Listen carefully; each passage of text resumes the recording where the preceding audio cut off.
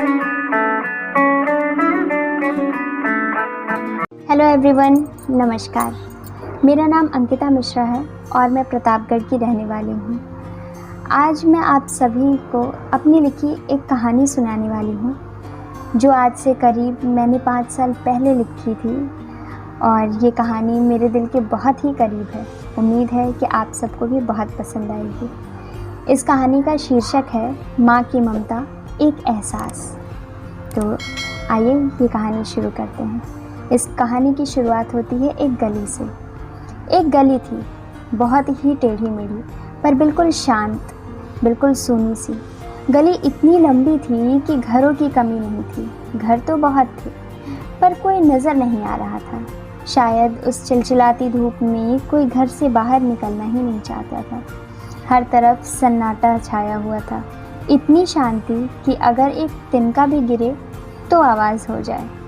फिर भी मैं चुपचाप चली जा रही थी। अक्सर पीछे मुड़कर देखा भी करती थी कि शायद कोई नज़र आ जाए, पर इंसान तो छोड़िए, एक जानवर भी नज़र नहीं आता था।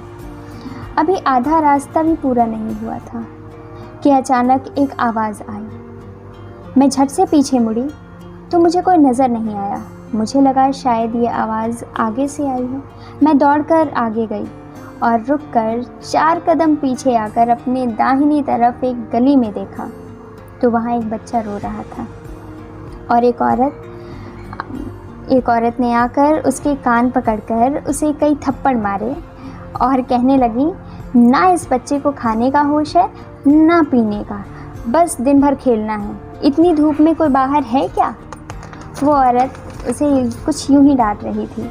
चल अंदर, ऐसा कहकर वो औरत उस बच्चे को अंदर की ओर खींच रही थी और वो बच्चा, वो तो बस रोते हुए ये कह रहा था, मम्मी नाराज़ नहीं हो, मैं शैतानी नहीं करूँगा।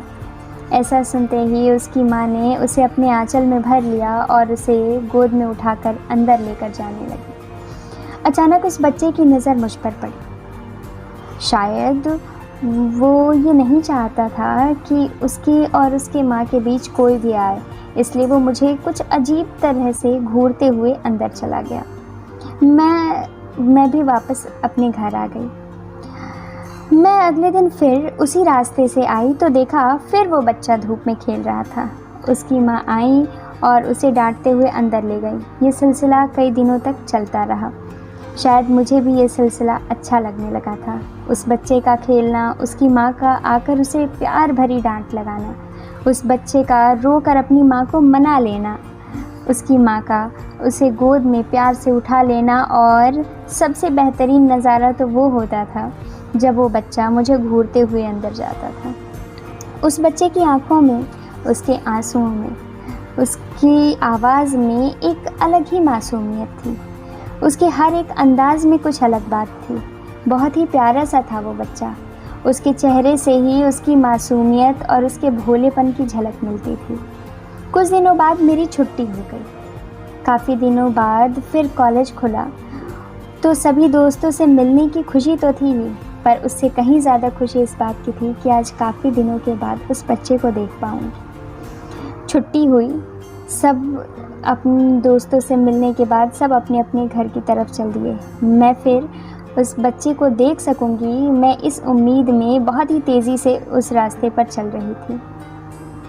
गली वही थी, रास्ता वही था, समय भी वही था, वही सूनापन, वही शांति थी। पर न जाने क्यों ऐसा लगा मानो कोई दर्द भरी हवा मुझे छूकर निकली हो। पर फिर भी मैं इन सब चीज़ों को अनदेखा करके आगे बढ़ ही रही थी।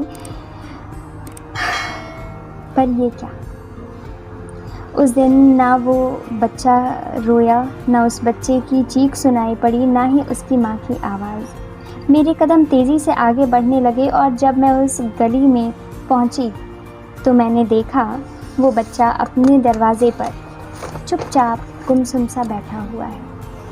घर की सीढ़ी पर बिल्कुल शांत बैठा हुआ वो बच्चा मुझे देखते ही दौड़कर मेरी तरफ आने लगा।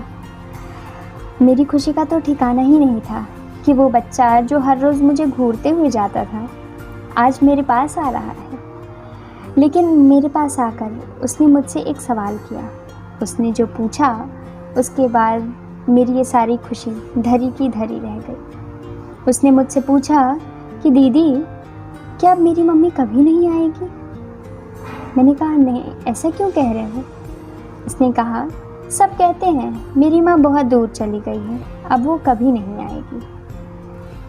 मेरे पैरों से मानो मेरे पैरों तले ज़मीन खिसक गई और मैं कुछ बोल ही नहीं पा रही थी उस वक्त। मुझे कुछ समझ नहीं आ रहा था कि मैं क्या बोलूं। सच बोलूं तो शायद उस बच्चे की आखिरी उम्मीद टूट जाए, और अगर झूठ बोलूं तो कैसे? एक मासूम से बच्चे को उसकी मासूमियत को झूठ के बंधन में कैसे बांध दूं? पर अगर मैं सच कहती तो शायद वो ये बर्दाश्त नहीं कर पाता, क्योंकि उसकी आंखों में एक उम्मीद थी कि शायद मैं उससे ये कहूँ कि नहीं, तुम्हारी माँ आएगी। और मैंने ऐसा ही किया। हाँ, झूठ कहा मैंने, पर मेरे दिल ने मुझे कहा कि हाँ, मुझे झूठ ही कह लेना चाहिए। उस वक्त मैंने उससे कहा कि नहीं, तुम्हारी मम्मी तुम्हें छोड़कर कहीं जा ही नहीं सकती, वो ज़रूर आएंगी। बस ये कहकर मैं वापस चली आई, और वो बच्चा उस दिन वहाँ से तब तक नहीं हटा जब तक कि मैं उसकी नज़र से ओझल ना हो गई। फिर मैंने उस गली से आना जाना छोड़ दिया, ये सोचकर कि फिर वो मुझसे पूछेगा कि मेरी माँ अब तक क्यों नहीं आई। फिर मैं उसकी मासूमियत को झूठ के बीच फंसा दूंगी। मुझे उससे झूठ कहना होगा, इसलिए मैंने उस गली से आना जाना ही छोड़ दिया। पर एक दिन अचानक मुझे उस बच्चे की बहुत याद आई। मुझे लगा कि शायद मुझे उसे सब कुछ बता देना चाहिए। बस फिर क्या था, मैं अगले दिन उसी गली से आई, पर उस दिन मानो हर तरफ एक खुशी थी, मानो एक खुशी की लहर दौड़ रही हो जो मुझे छूकर गुजरी हो। पर मेरे मन में तो एक ही डर गूंज रहा था कि मैं उस बच्चे को सच कैसे बता पाऊंगी, कैसे उसका सामना कर पाऊंगी। पर ये क्या, मैं जैसे ही वहाँ पहुँची मैंने देखा वो बच्चा बहुत खुश है, मानो उसकी माँ ही उसे मिल गई हो। और मुझे देखते ही वो दौड़कर मेरे पास आया और खुशी से मुझसे लिपट कर कहने लगा, आपने सच कहा था दीदी, आपने सच कहा था कि मेरी माँ लौट आएगी। मैं स्तब्ध थी। मैंने आश्चर्य भरी आंखों से उसे देखा और कहा, माँ आएगी? माँ आई थी?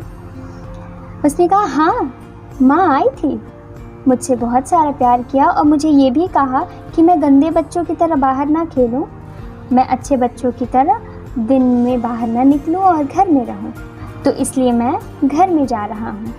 और इसने कहा कि अच्छा, अब मैं चलता हूं, वरना मेरी माँ नाराज़ हो जाएगी। अचानक ऐसा लगा मानो वो किसी का हाथ पकड़े वापस अपने घर की ओर जाने लगा हो। शायद वो उसकी माँ तो नहीं, पर उसकी माँ का वो प्यार था जो उसे छोड़कर नहीं जा सका था। उसकी माँ की वो ममता थी जो उसे छोड़कर अब तक नहीं जा पाई थी। वो माँ तो उसे छोड़कर चली गई, उनका शरीर चला गया, पर उनका प्यार, उनकी ममता, उनका वो दुलार, वो उसे छोड़कर कभी नहीं जा सका। आखिरी बार उस बच्चे ने मुझे बहुत ही प्यार से देखा और हम दोनों की वो आखिरी मुलाकात थी। अचानक मुझे एक झटका सा लगा, मेरी नींद खुल गई और नींद खुलते ही मेरी माँ मुझे डांट रही थी कि कब तक सोओगी, अब उठो। सुबह सुबह डांट सुनकर बहुत तेज़ गुस्सा आया, लेकिन फिर अचानक याद आया वो सपना, वो सुनहरा ख्वाब जिसने मुझे ये एहसास दिलाया था कि ये मेरी माँ का वो प्यार है जो मुझे कभी छोड़कर नहीं जा सकता। शरीर चला जाता है, पर माँ की ममता, माँ का प्यार, उनका वो एहसास हम बच्चों को कभी छोड़कर नहीं जाता, कभी भी। तो धन्यवाद। उम्मीद है कि आप सभी को मेरी ये कहानी बहुत पसंद आई होगी।